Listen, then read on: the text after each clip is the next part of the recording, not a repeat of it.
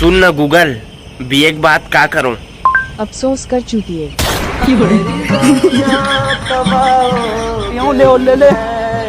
नहीं बोला थे वैसे। मेरा बेटा इंजीनियर बनेगा। पहला नशा, पहला खुमार, नया प्यार है, नया इंतजार। जिंदगी बर्बाद करे बहुत से ऑप्शन रही से, लेकिन मैं हाँ कॉमर्स ले हूँ।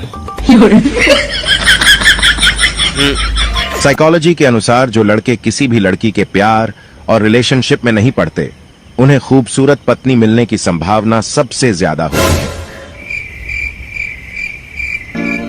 चांद सी महबूबा हो मेरी, कब ऐसा मैंने।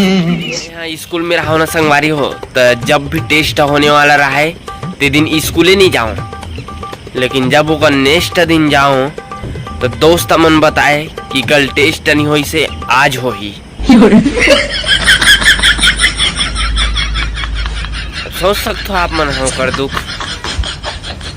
बचपन में भले पैसा नहीं रही यार, लेकिन सुकून बहुत रही से। और अब एक ऐसे लाइफ आगे है, तेम ना सुकून है ना पैसा है।